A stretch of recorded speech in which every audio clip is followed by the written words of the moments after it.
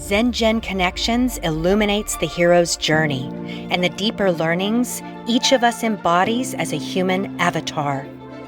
We forge our expressions during a finite lifetime as illusory individuals to reconcile and reclaim our eternal place within a greater collective.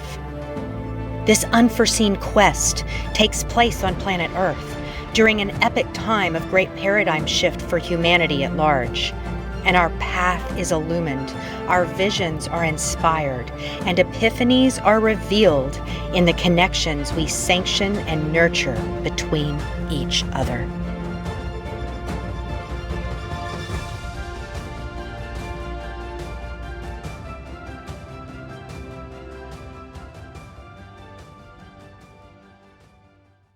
We are here for another exciting interview on Zen Connections, and I have a really special treat for all viewers tuning in. We have Quintina Sonnie with us, and she is a breathwork facilitator. She's an intuitive mentor using tools of human design, one of my personal favorites, and tarot. And rather than identifying herself as a survivor, she aligns more with being known as a lived experience expert in human trafficking. And you were at one time a victim of human trafficking, and you don't align so much with the word survivor anymore. I remember tuning into this in the community Fearless and Free with Chelsea Kenyon that we're both a part of, and I've just really enjoyed getting to know who you are more, but this is going to be on a whole new level, Quintina. Human trafficking, it is a phenomena that plagues every continent on planet Earth.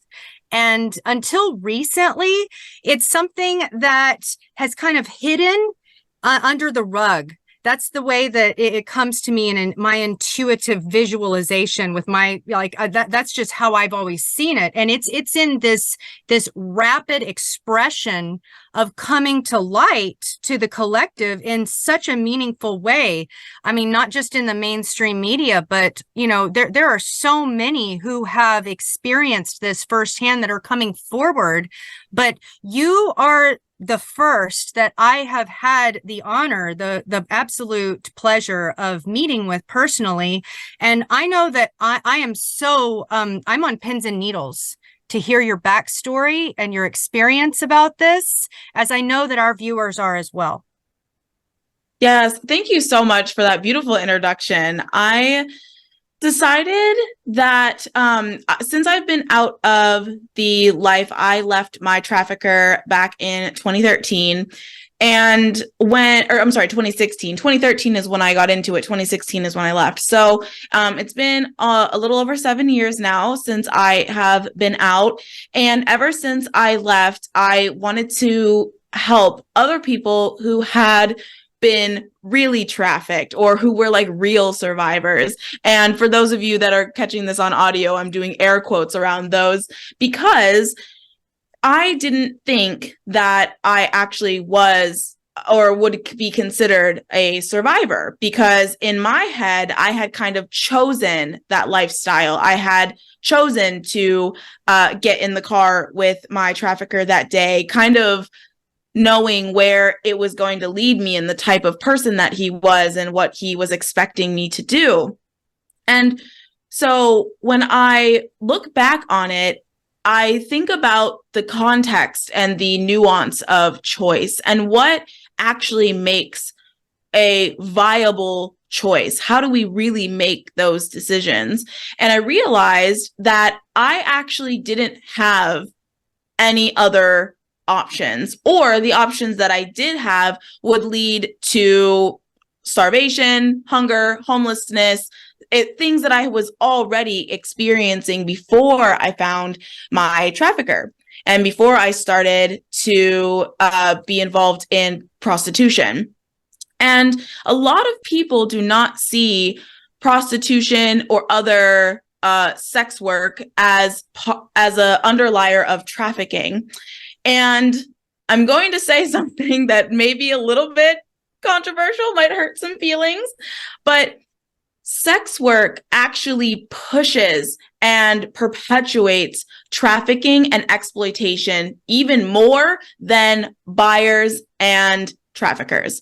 Because when we normalize someone saying that they are going to pay for services of sex, the buyer does not have any context around if you actually want to be there. The whole 3.5 years that I was working, I did not want to be there. I didn't want to provide those services, but I had to tell the buyer that I did. Otherwise, how was I going to make any money? If he didn't have the illusion that I wanted to be there, he would not pay me, right? Mm-hmm. So when we think about the context and the umbrella that human trafficking can exist in, it also looks like labor trafficking as well. So there's a big umbrella here, but we have to start looking at the nuances and the different types of trafficking. It's not the movie Taken where you're looking at international people being flown around or, white vans and getting thrown in the back and chains and ropes. It can look like that. But most, especially here in the United States, most of trafficking does not look like that. So we have to expand our idea of what that looks like. And I bring all of that up to segue into why I stopped calling myself a survivor.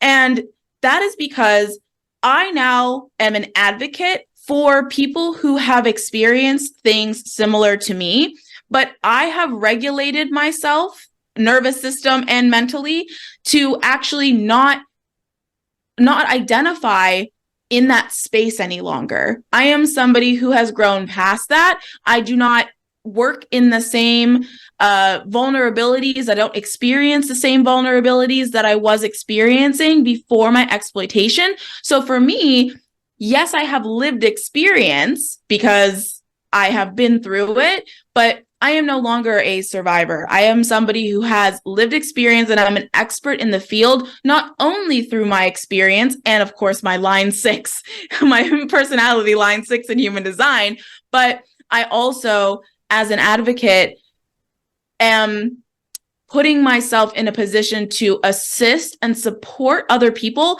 because it is not a choice to get into trafficking or be trafficked or to be exploited, but it is a choice to get out and stay out. I love that you brought up your line 6 in this entire sequencing of everything that you just said. I have like soul tingles. Like, I have so many questions for you. I'm a line 6 too.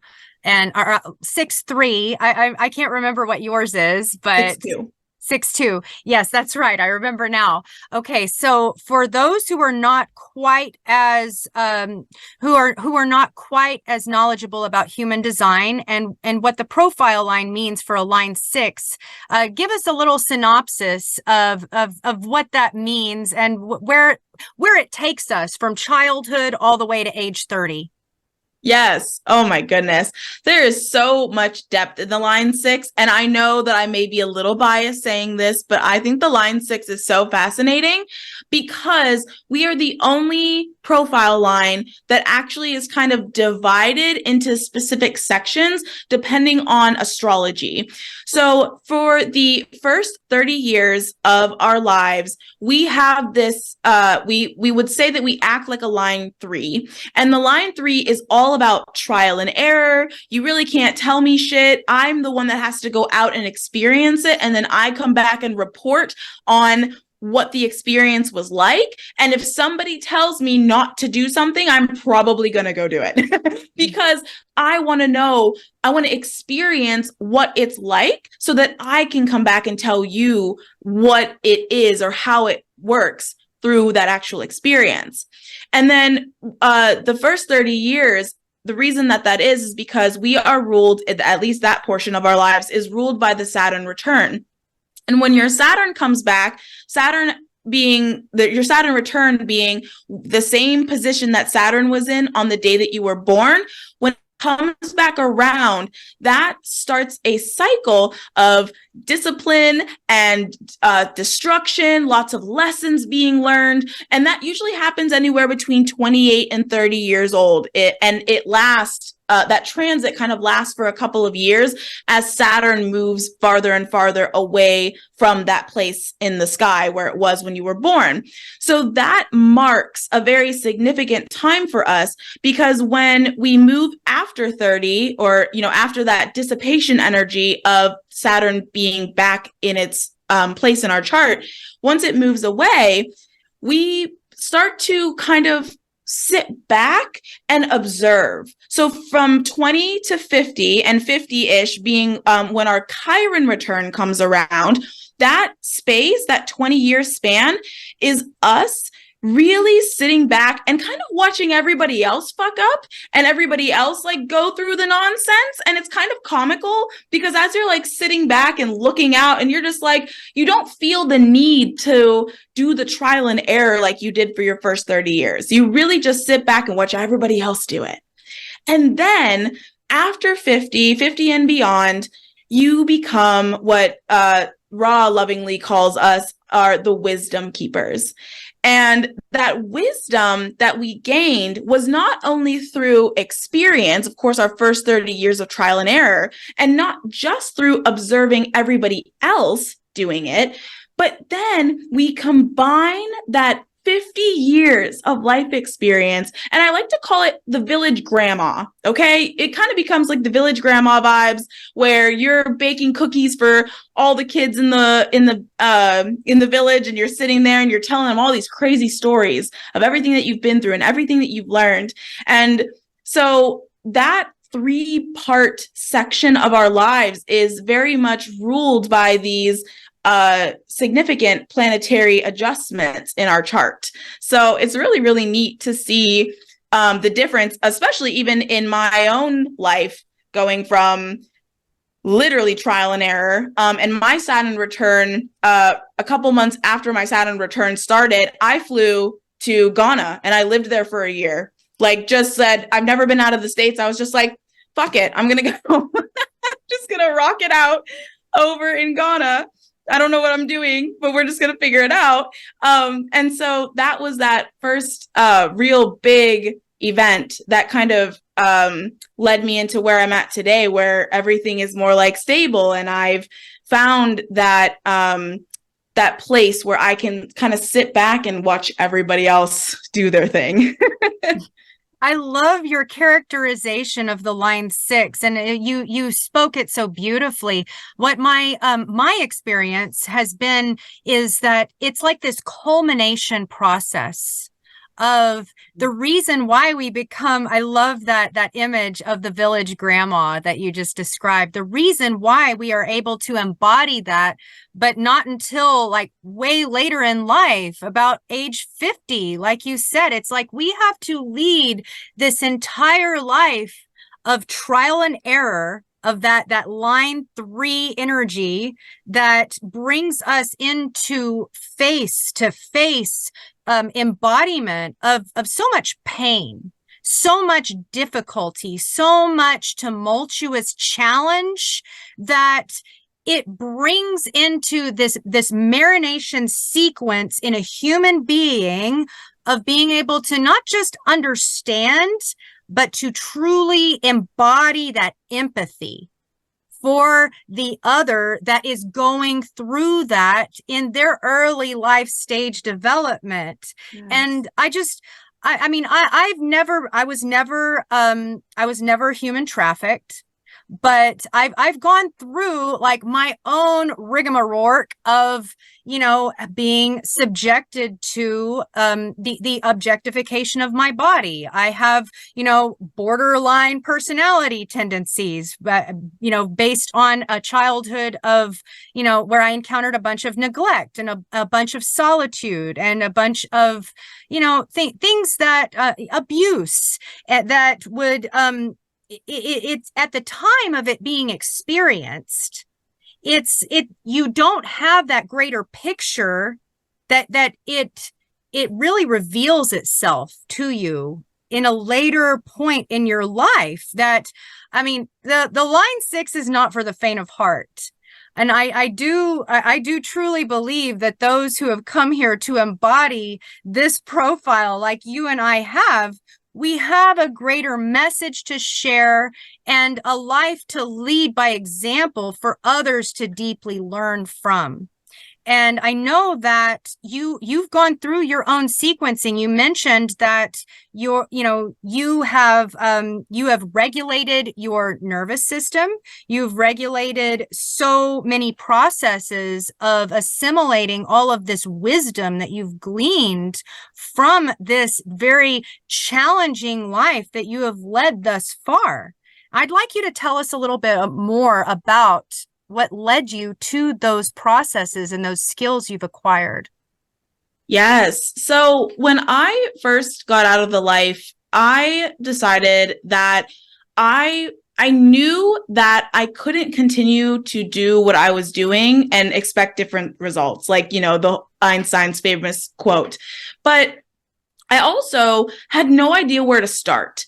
And so in an order or an attempt, I guess, to impress my father, who is a chemical engineer, somebody who is really, really intelligent, I was like, I am going to look into quantum physics. And mind you, at this point, I'd been a hairstylist for like 5 years. So, it was like, okay, you're a hairstylist and now you just want to go and like look into quantum physics. Like, what's going on here?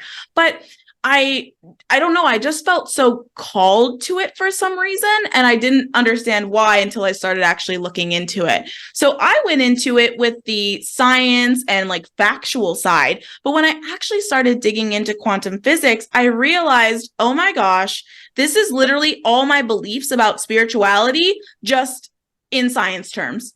Like, it blew my mind wide open. And I started to realize that the same thought processes and the way that I was trying to heal from my painful experiences was all ways that I was seeing quantum physics play out. I always go back to one of the first experiments that I ever looked into, which was the split theory. Yes. Is that is it where the atoms or the electrons? I could be getting that terminal particles wrong. The particles, like, yeah. And how our mind plays such a big part in the outcome of where they will go. Exactly. And when I started looking at that, I was like, wait a minute. I'm the perceiver of my own reality? Because when you look at the split particle split theory, there we go. When you look at the particle split theory, what they had found was that when they would blast a bunch of particles at these two slits, and they were just letting it go, letting it do its thing. Nobody was looking at it. They weren't trying to figure out what was going to happen. They all would like just be random. They were randomly splattered all over the backboard through the two splits. But when they put an observation machine on there, when they were actually observing the results, what they found was all of a sudden, the particles wanted to just line up in the two slits. So what was going on there? Well, they found out that particles exist in two different phases, depending on whether they are being observed or not.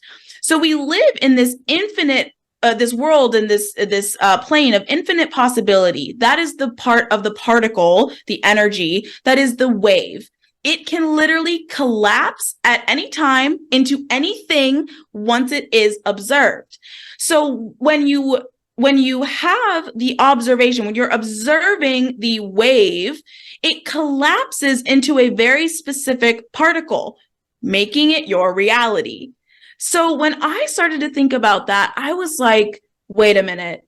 So this entire experience, even though I didn't know that I had a choice, I didn't know that there were other options for me other than exploitation because of everything that I had been going through at that time, I was like, I can choose to see this in a different way. I can choose to learn from this experience instead of becoming a victim and continuing to be a victim and pitying myself and holding this energy of like, oh, woe is me. And that's what I started to work on. And I realized that most of it was not a mindset thing. It had nothing, it really didn't have anything to do with my mindset. It had everything to do with my nervous system. And when I started to get more into what does regulating the nervous system look like, I found breath work.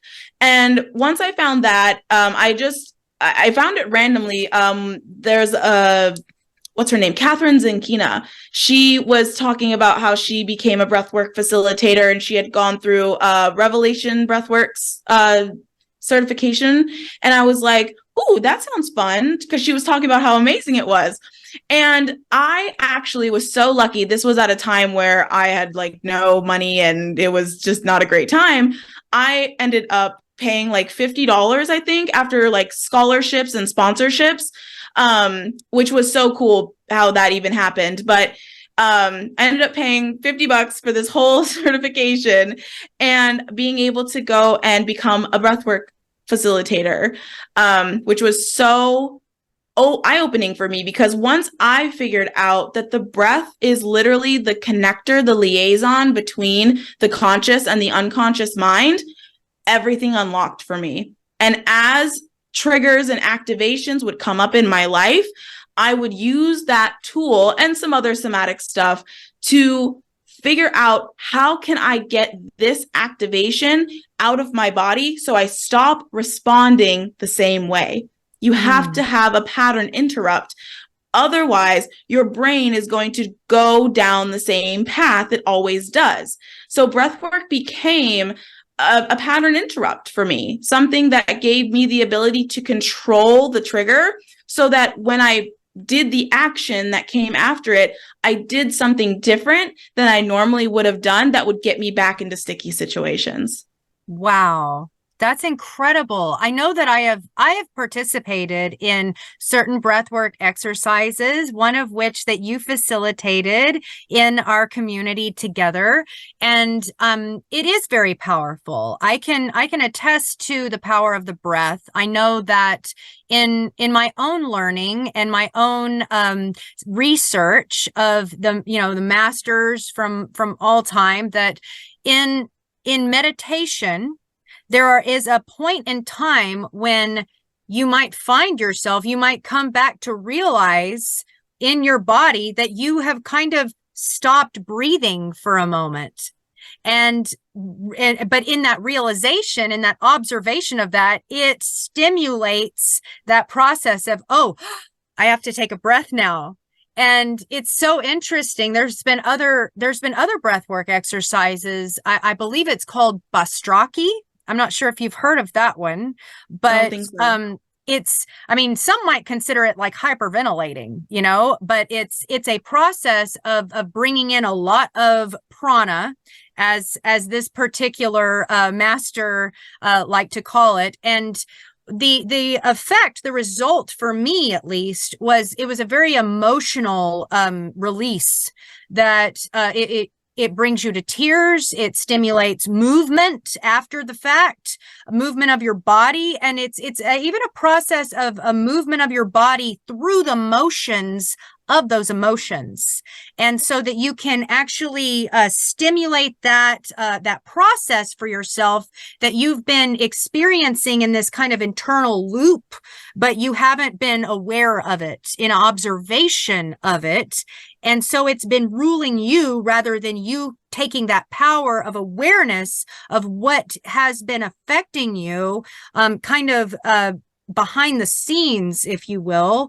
And it's so powerful when it comes to the forefront, and you're able to cry, you even might shake, and you might even relive that experience that brought you there. But there is this release that it doesn't hold you in the same way, and you're able to forge a new path forward at that point. Yeah, so true. And that's the beauty of breath work, is when your nervous system is activated, a lot of times when we're experiencing those triggers, we're not in control of that. They are going to overtake us. We could very well possibly make bad decisions off of those triggers. We might lash out at people. We may do things that we wish we didn't do, might regret later, or we just get into a space of just overwhelming emotion that we just don't know how to control. So when you're in breath work, and also when you are doing it with a practitioner, my job as a facilitator is to hold the space for you for those things to come up, but to remind you, and to remind your nervous system that you have control over this activation right now. I am here to keep that energy in a safe space, but you are hyperventilating. You are, like, when you are doing the breath pattern, you are causing a nervous system response on purpose. But that's the beautiful thing. You're causing it on purpose so that your body can start getting used to that nervous system response in a controlled space. So then when you're out and about living in your world, and that activation comes up, your body, your brain stops reacting the same way because it has been in that space before. And it saw, oh, wait a minute, if I just breathe, if I think about it differently, if I can control my thought process around this activation, I can actually change that activation. I can transmute it. It's literally alchemy. I can transmute it into something useful so that when it does come up, I can use it for my highest good instead of to my detriment, like I've been doing all this time. It's fascinating, and it's such a beautiful process to see. It's like an alchemy of identity and embodying that energy that in many times I'm going to recall what you said earlier about, things being subjected to you. I mean, there's times when, we're all children at one point in our lives when, we don't have that power over our own set of circumstances and our own bodies. It's almost like I remember being a child and feeling like my body wasn't my own, like it was at the whim of, and the behest of others always, and that what it was that was expected of me and where it is that I would go, and even to the point of what it is that I'm supposed to be feeling right now. And this is like a conditioning process that I believe many children are subjected to. We are all subjected to different forms of parenting, but a lot of them resemble this in that we are, as we are growing and developing our brains, we are being conditioned to react and respond and be stimulated by, a certain set of situations that kind of mold the brain and how it is that it works for each of us. And it's almost like this recalibration to the breath and reintroduction to the power that it holds, and the power that we can hold over our own body and our own situational circumstances. It's almost like a revival.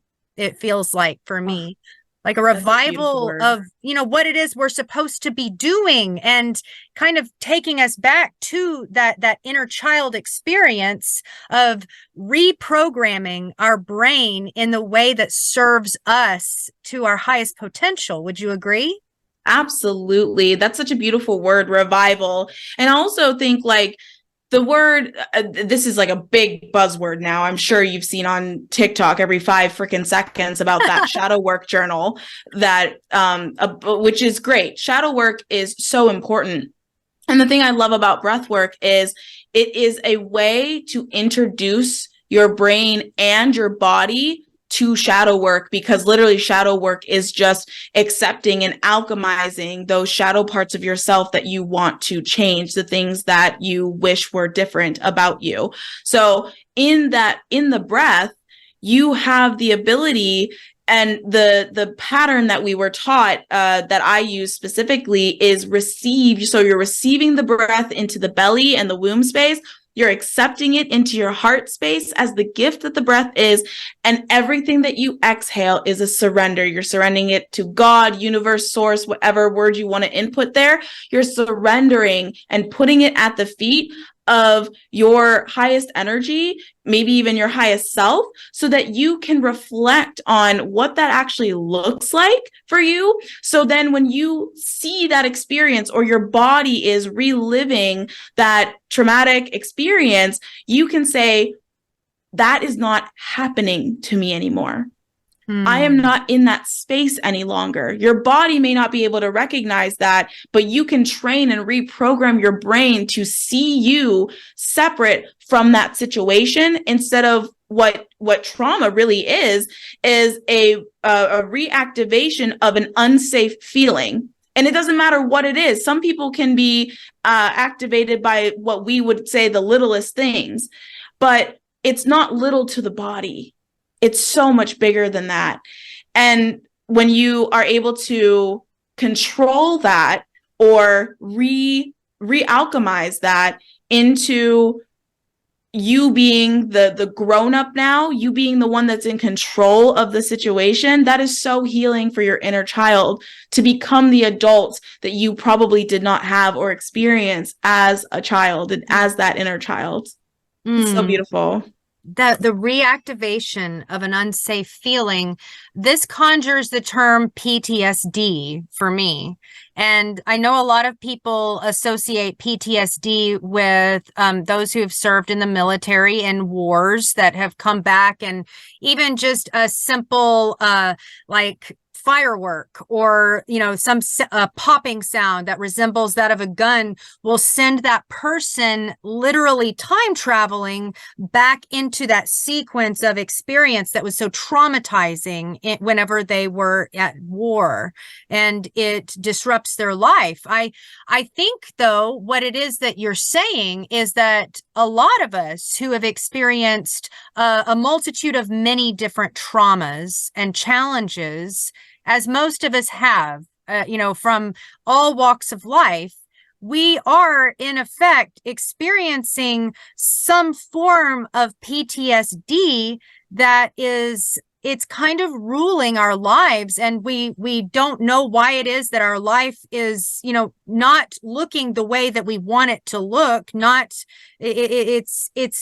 We're walking this path that we know is not meant for us, and there's this deep discontentment.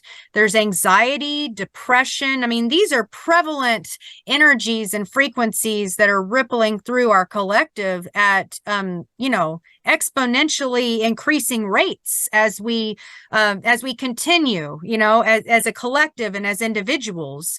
And it seems to me that a lot of people are experiencing some form of this, that if they underwent this regulating of the nervous system and how it is that our body reacts to this remembered state that is no longer in our external environment, what kind of effects would that have for the world at large?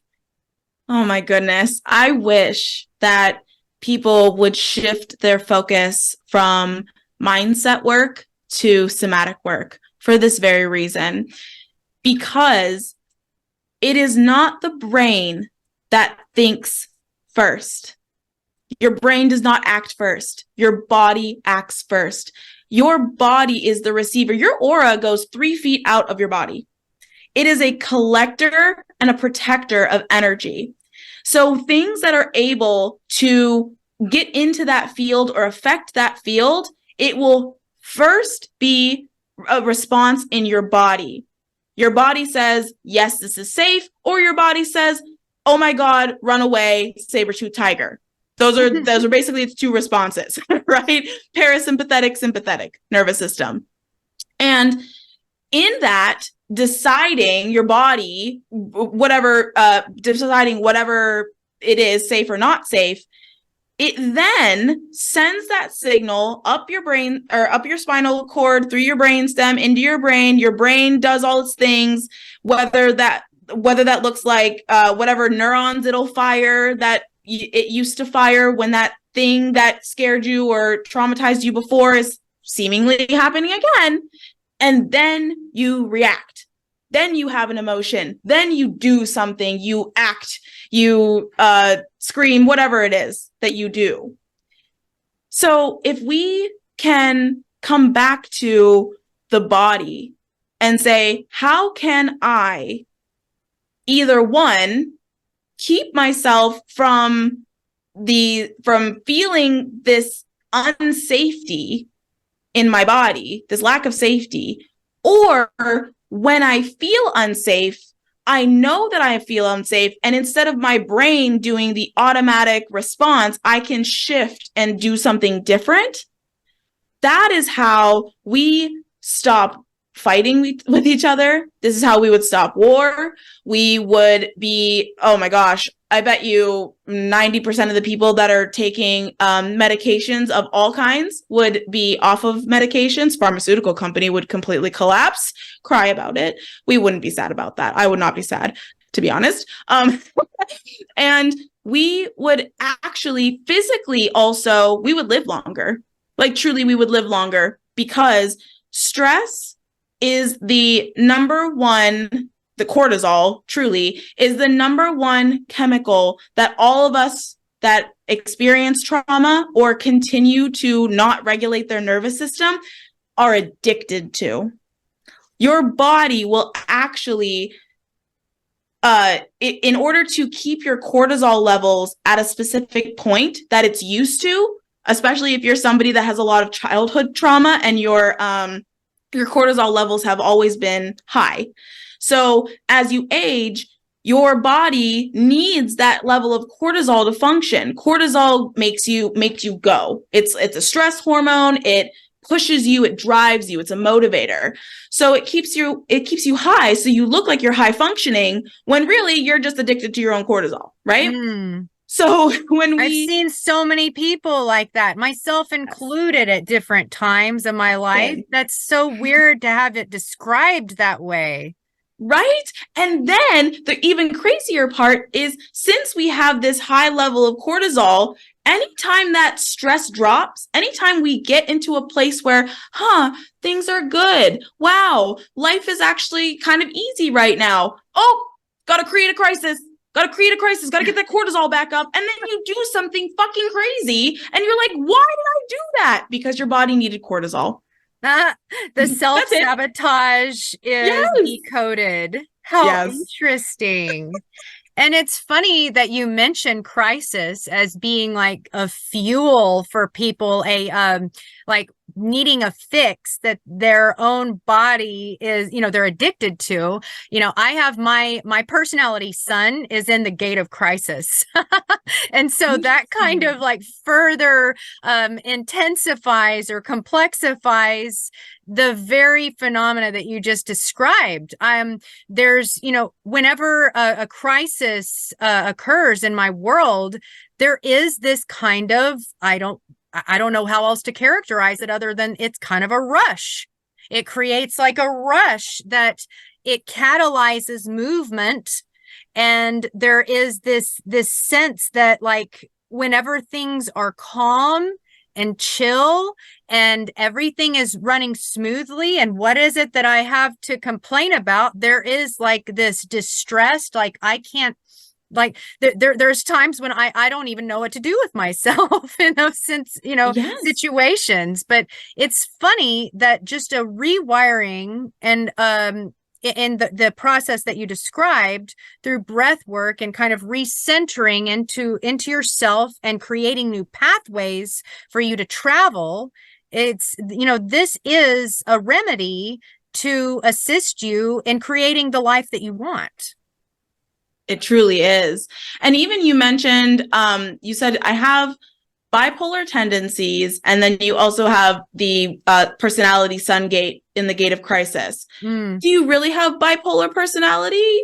Oh, tendencies, what I or what I referred to as I've been told by professionals in of the course. field that I have tendencies towards borderline personality disorder. Oh, borderline. And Okay. Hmm. this was years ago that, when I was put on, different pharmaceuticals like you described.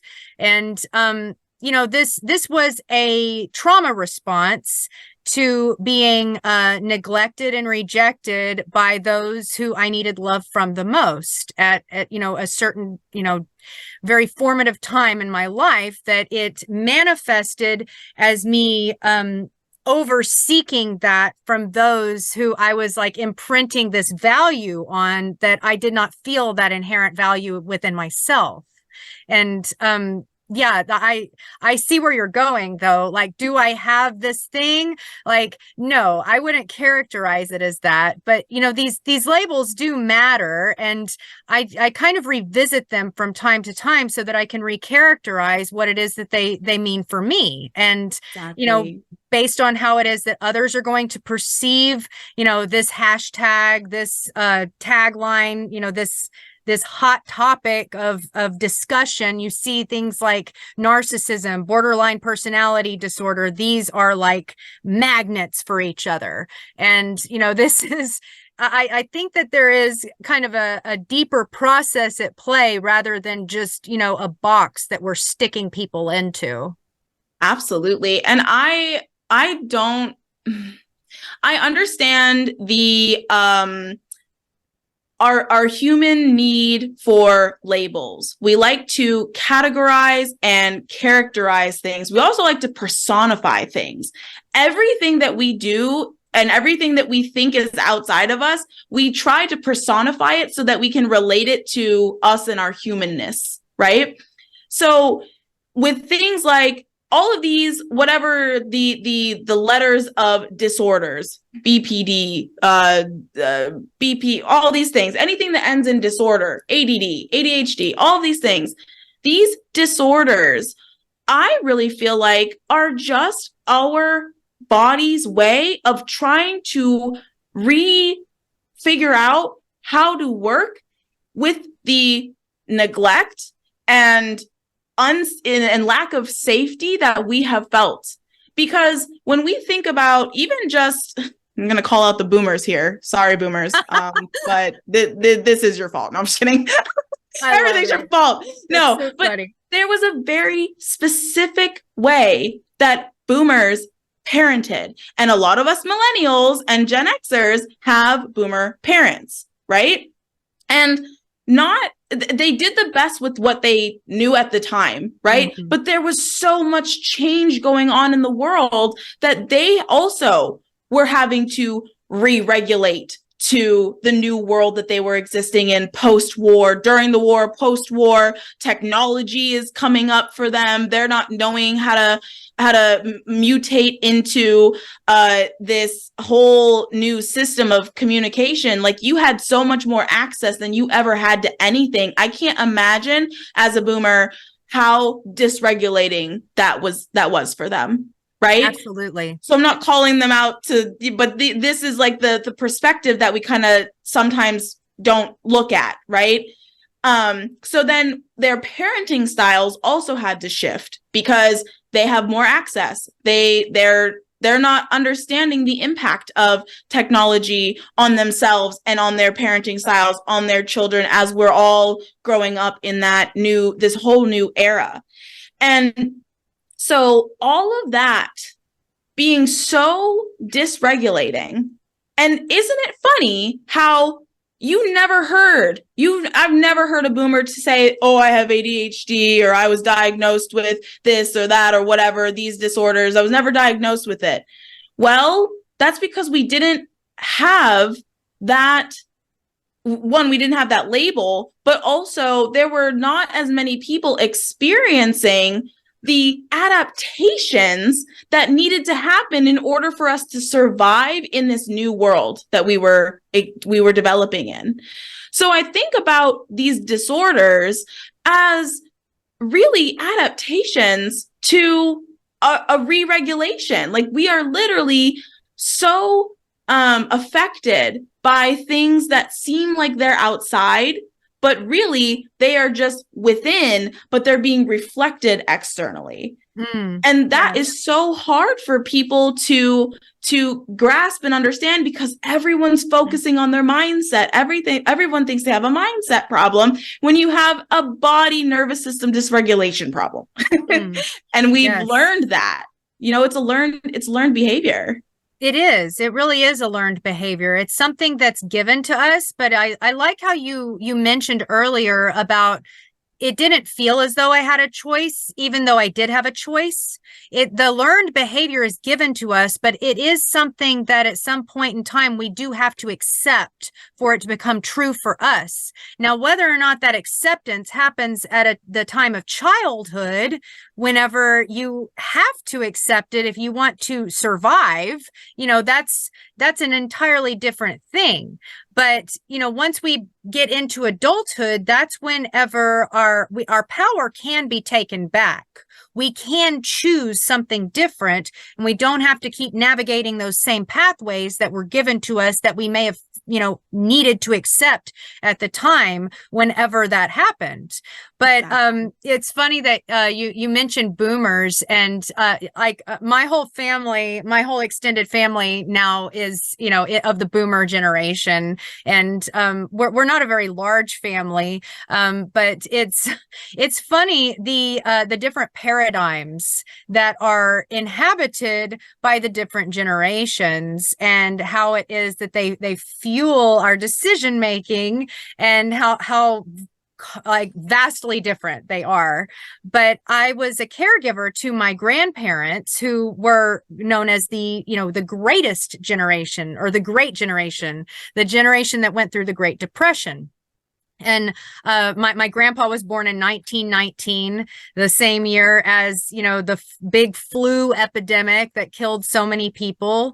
And he didn't even have like indoor plumbing until he left home on, the farm that he grew up on.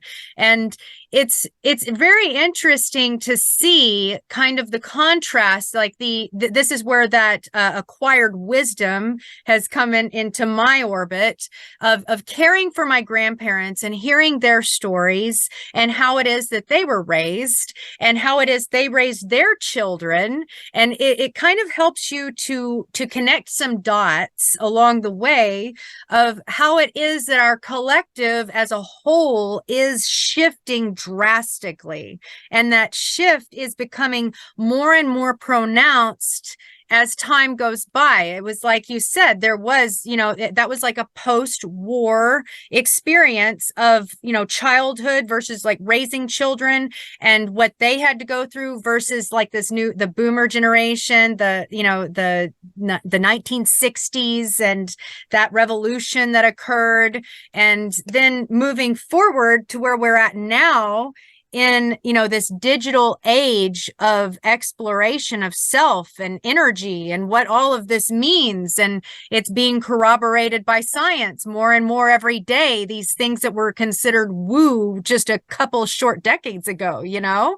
And it's just funny that we're all operating on one of these paradigms, and it's not to say that this one's right or that one's wrong, but it does shape your world, and it shapes the view and the interrelational interactions that you have with others, and with your own identity, and how it is you're going to embody this human experience. Oh my gosh, absolutely. Like we as humanity always do go through those cycles. And I think that for our growth as a younger generation, Gen X, millennials, and Gen Z, I'm not sure what the next generation is going to be called, but we have to expand our perspective of blame around who's really at fault for the things that we're experiencing, right? Yes, a lot of the things that boomers experience are things that we will never have to worry about experiencing. But on the same hand, for our generation, we have completely switched over less into the boomers mindset being work, material things, like as long as I have my basic needs met, I'm doing great. And all these generations, Gen X and beyond, we're all like, I literally don't actually care that much about about having my basic needs met. Like, I want to experience something more. I want to experience something bigger than that. I want to start being more introspective, because everything in their generation, boomers and up, everything was about the individual working and doing like manual things.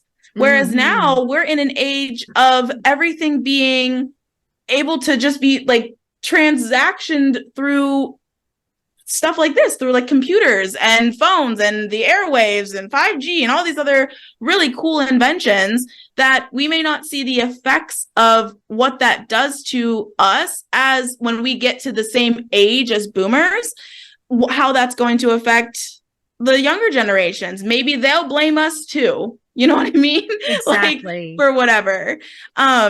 Would you say that the boomers being raised by the greatest generation, the greatest air quotes generation, right? I think their focus, it had to be fixated in that state of survival that we were just talking about for the individual, you know? And I mean, I'm a firm believer that everything is scalar, and that the experience of the individual in some way is a reflection of and is reflected to that experience of the collective, right?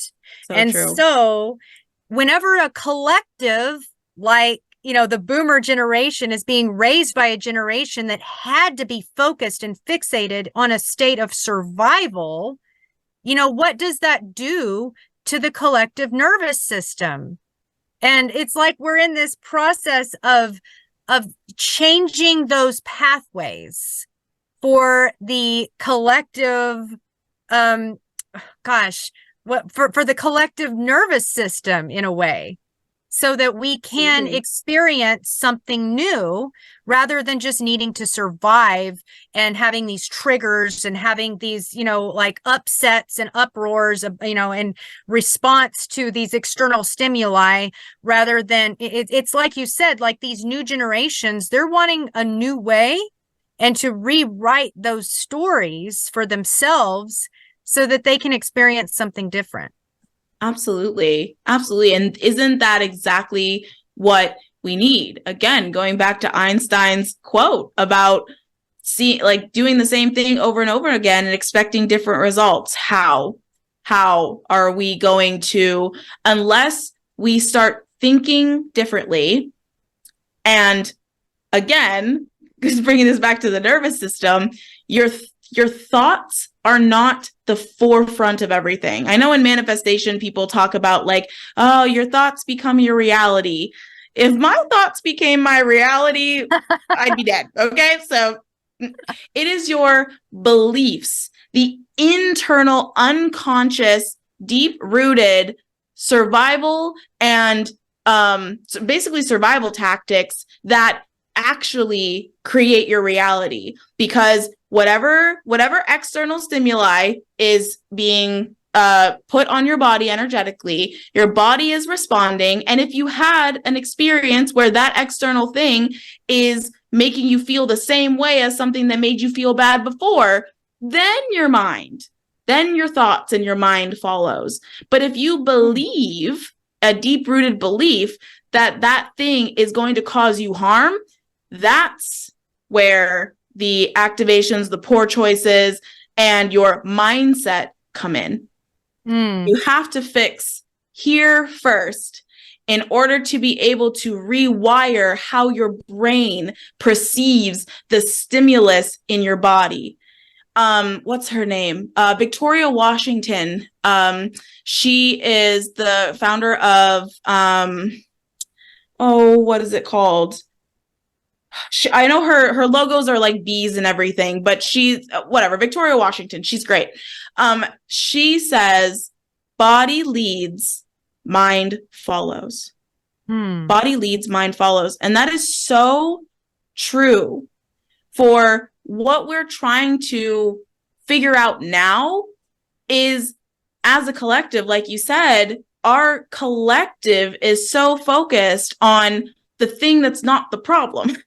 Your mindset can't change until you stop having external stimuli that when you respond, you're activated. Unless you can change your body's response to that external stimuli, we're going to do the same things. It's an immediate and pretty much on a autonomic response that just happens. And without focus on that and how that affects you, there is no way that as a collective, we are going to be able to solve the problems on an individual scale or collectively. Mm.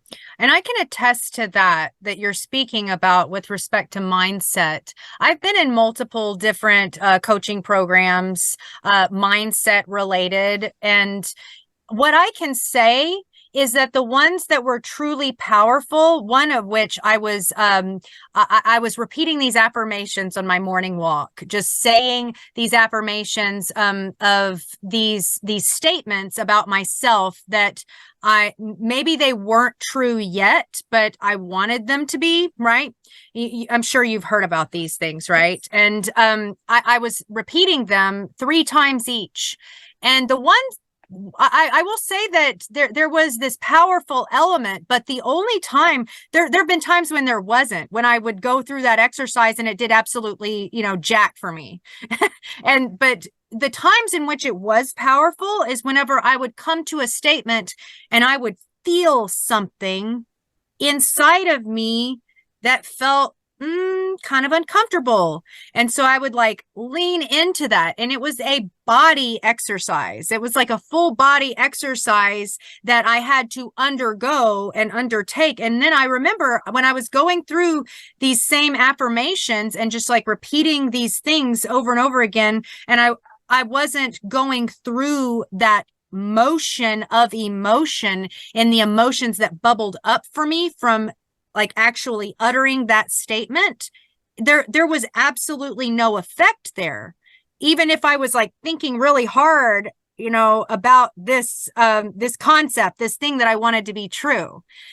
So there is credence to that, which you're describing, that it does need to be a bodily experience in your nervous system that creates the belief first.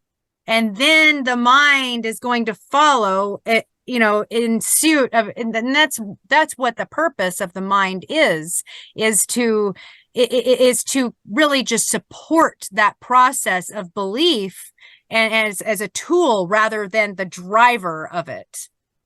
Yes, exactly. And I'll give you a prime example of an affirmation that I have said every day for the past 4 years. And I'm pretty sure you've heard me say this in in our community, but everything works out better than I expect it to. And I left it very vague like that for a reason, because the first 2 years that I was saying that, I did not believe that shit. Everything in my life was going wrong. Everything was going wrong. I was I was broke. I was homeless. I was breaking up with boyfriends. Boyfriends were cheating on me. I flew to Ghana and it didn't work out. I was I didn't have any money. There was so many things going wrong, but every day I said, everything works out better than I expect it to.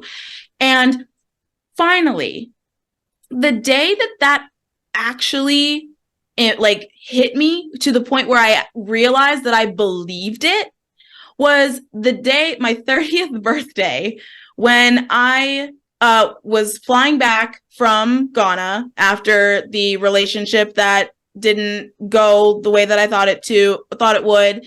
And just the heaviness of uncertainty that coming back to the United States looked like for me. That was it was unbearable to think about what I was going to do. I literally was coming back to no place to go, no no, I didn't have a job. I mean, I had my business, but I hadn't really been working on it that much because I was living it up in Ghana.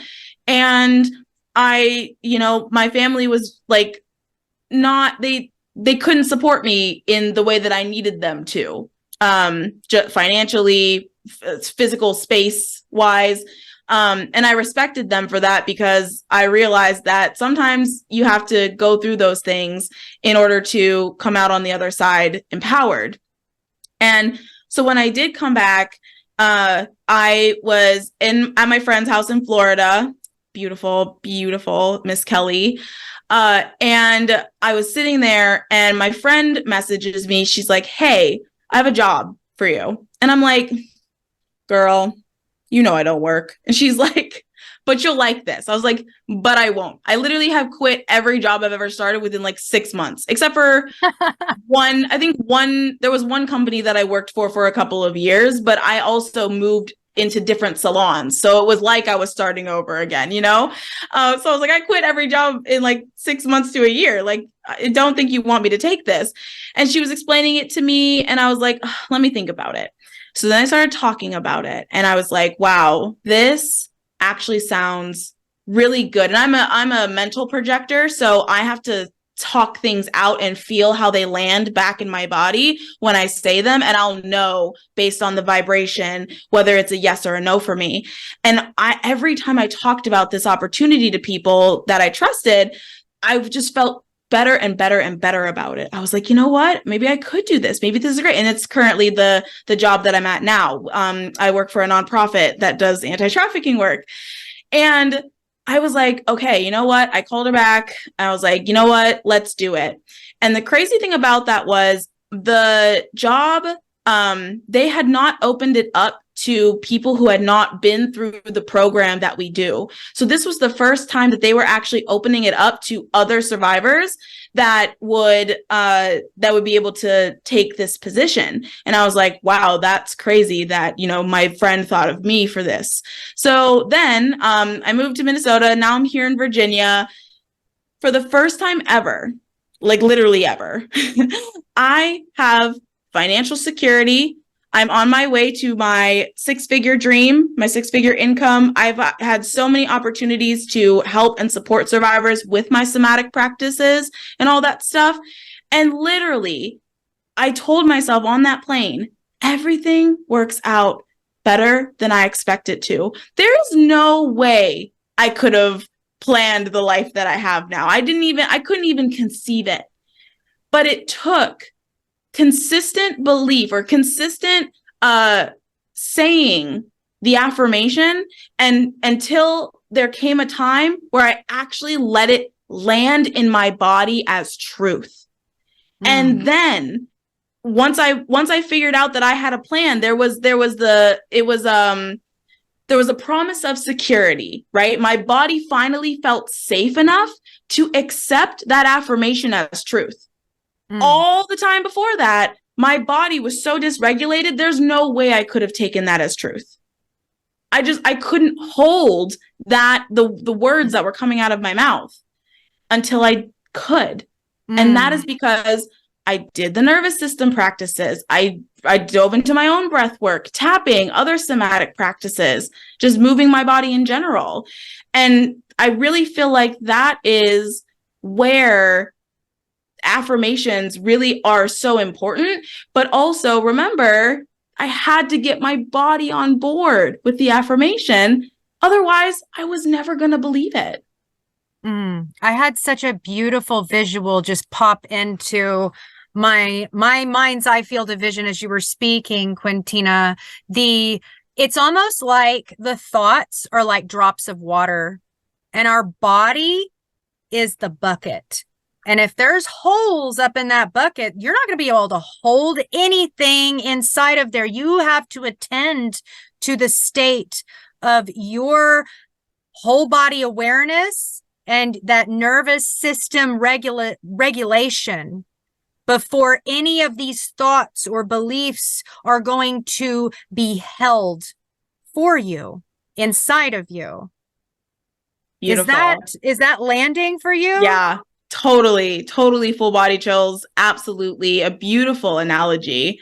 So perfect. I So am well just said. so blown away by your story, Quintina, and everything that you have done to come back from what so many would consider such a dark night of the soul. Like you are really a living embodiment of inspiration for so many. And you're not just, it's like, oh, I did that and now I'm here and I'm doing this now, and I'm teaching people. No, you're actually living in the trenches with other people, doing the work, boots on the ground, showing up every day to be an advocate for others who really need that awareness that you are an embodiment of, that you're exhibiting to the world as that wisdom keeper profile line 6. And I like to consider the projectors of human design as the paradigm shifters for planet Earth. You guys are the youngest of all of the aura types, and there's a reason why you are incarnating here right now, because we've been in this long sequence of paradigm, I believe, of that tribal system of Yes. the manifestors and and the generators and the reflectors, where there's been this sequence of how it is each of us relate to each other, and it's kind of facilitated this imbalance and this sickness of the collective, I would say. And I'm not saying that we're on the complete other side of that. We're far from it. But the projectors, I have a son who is a mental projector, and they are here to shake things up. They're here to show us another way, a new way that can be quite uncomfortable for those of us who have been stuck in our way for quite some time. But this discomfort, just like I have experienced, whenever we lean closer into that discomfort, we find something truly miraculous. A transformation is waiting to be had in that discomfort. And just you are just such a beautiful representation of this. And I'm just so very pleased and appreciative of you for coming on our podcast today and sharing your story. And I want to let everyone know who is tuned into this conversation, if you would like to get in touch with Quintina and get assimilated into her orbit and everything that she has to offer, that you'll follow her on Instagram and TikTok, that you can find her at Quintina Sonnie, and that will be in both the comments and the description of this video. Yes. And I also want to invite anybody that is willing to kind of move past that thought process that the mindset is the problem. And I actually have if it's okay to offer my free masterclass, that it'll be instantly accessible to you in your email and right on the screen. And what I do is I show you the different practices that you can do that will ultimately shift your mindset, but I do it from a place of embodiment of the body practices first so that you can have a Jedi mindset. So I'm really excited about that. And like I said, it's completely free. I'm giving all of my very best stuff in there.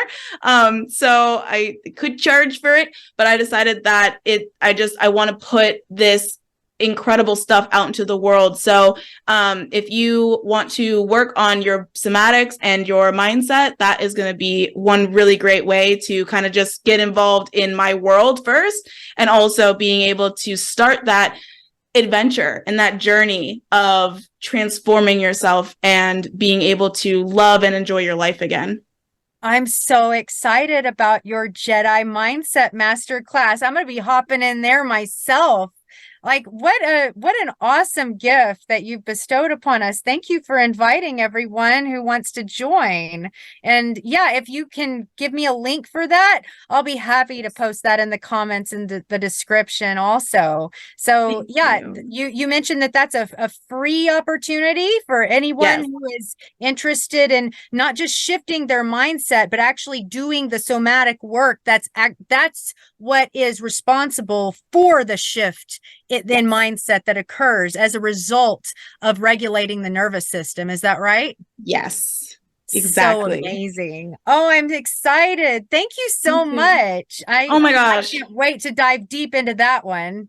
Thank you. I just want to say thank you so much to everyone who's listened to this and also to you, Jen, for giving me this space, holding this beautiful space and this beautiful conversation. You are such a light, and I love the way that like you just give me this just it's an energy that I feel like I just can beam off of. Like I see just you radiating, and I'm just so grateful to you for that and your beautiful energy. So thank you for sharing that with me. And also, of course, everyone else be grateful.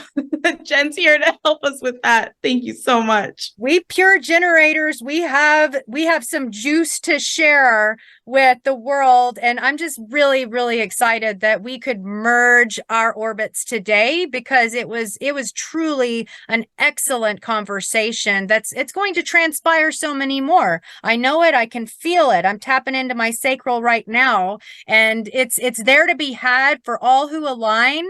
And yeah, stay tuned. We'd love to have you on Zengen Connections again in the future, Quintina. You are such a gift to this world. You too. Thank you so much.